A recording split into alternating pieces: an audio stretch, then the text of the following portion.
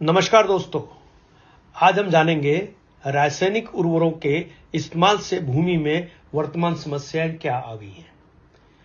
हमारा जो root zone है वो 6 इंच का होता है।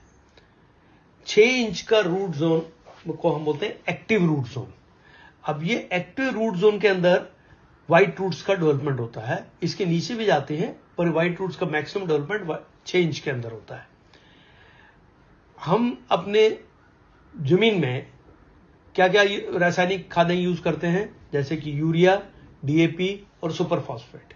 ये हमने 1968 के बाद जब हमारी रासायनिक खेती शुरू हुई तो हमने डालना शुरू किया अपने खेतों के अंदर।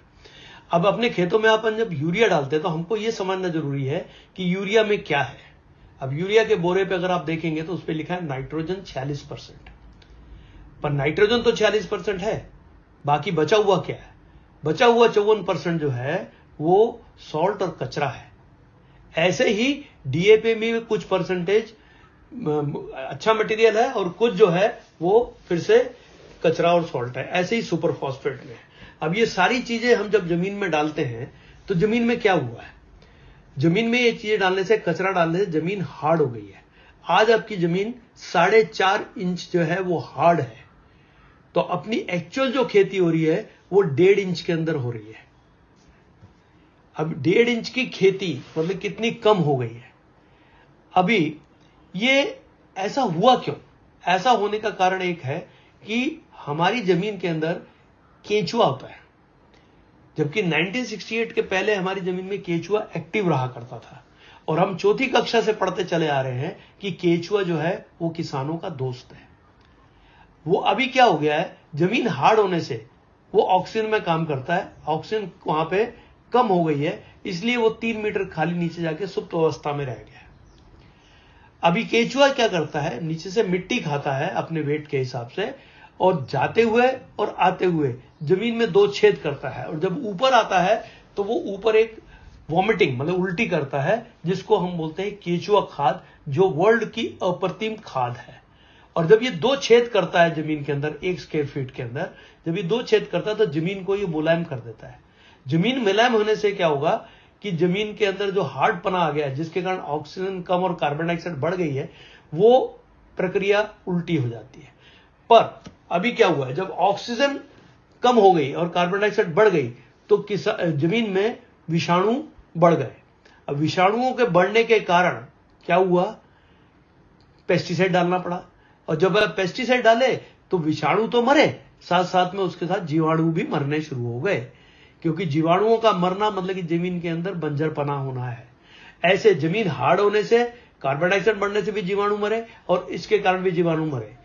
अभी 1 ग्राम मिट्टी में 20 करोड़ के ऊपर जीवाणु हुआ करते थे 1968 के पहले, और आज ये हालत है कि 1 ग्राम मिट्टी में 1 करोड़ के नीचे चले गए हैं, कहीं कहीं तो 1 लाख के नीचे भी चले गए।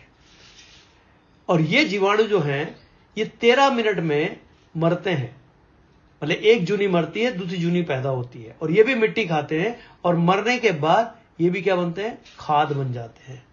तो 2 प्रक्रिया, एक तो हमारा केंचुआ जो इनएक्टिव हो गया है, और दूसरा हमारे जो जीवाणु का काउंट जमीन में कम होना, मतलब कि जमीन का बंजर होना होता है। इसलिए इसको अगर और ध्यान से देखा जाए तो हमारे जमीन का कंट्रीब्यूशन केवल 3.8% होता है किसी भी पौधे या प्लांट को बढ़ाने के लिए।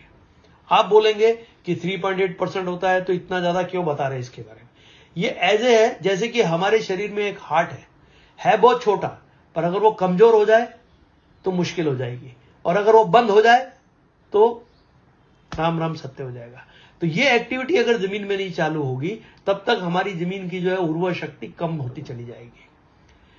पर 96.2% जो है वो कहां से आ रहा है? हवा, पानी और सूरज, जो कि फ्री ऑफ कॉस्ट हमको अवेलेबल है।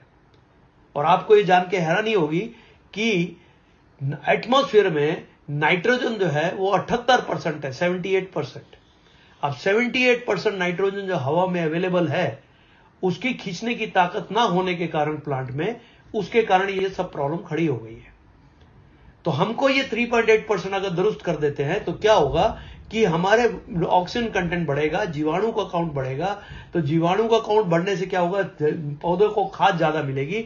तो रूट्स जो है वो ज्यादा खाना उठा के ऊपर पत्तों को देंगे, पत्ते जिससे बड़े हो जाएंगे, हरे डार्क हो जाएंगे, और पत्तों पे जो ऊर्जा है, खींचने की ताकत है, वो बढ़ जाएगी।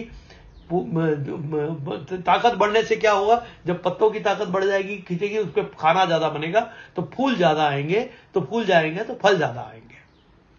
अभी हमारा दुर्दैव क्या है? दुर्दैव हमारा यह है कि 78% नाइट्रोजन जो फ्री ऑफ कॉस्ट हमको एटमॉस्फेयर में अवेलेबल पड़ी है, केवल हमको अपने पौधों के पत्तों का साइज बढ़ाना है, पौधे की ऊंचाई बढ़ानी है, और हरा डार्क करना है, जिसके कारण वो खींचने की ताकत उनकी बढ़े।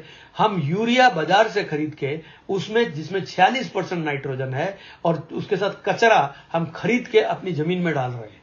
मतलब कि क्या हो रहा है कि हम उलट काम कर रहे हैं।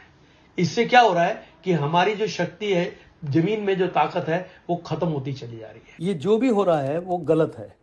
इसलिए अगर हमारे जमीन अंदर वाइट रूट्स ज़्यादा होंगे और हमारे यहाँ जीवाणु का काउंट ज़्यादा होगा, तो खाद बनने की प्रक्रिया भी ज़्यादा होगी, और उससे क्या होगा कि वो खाद जो है वहाँ से जो ट्रांसपोर्ट होगी प्लांट के ऊपर, तो पत्तों का साइज भी बड़ा हो जाएगा, पत्ते डार्क ग्रीन हो जाएंगे, पेड़ के ऊंचाई बढ़ जाएगी।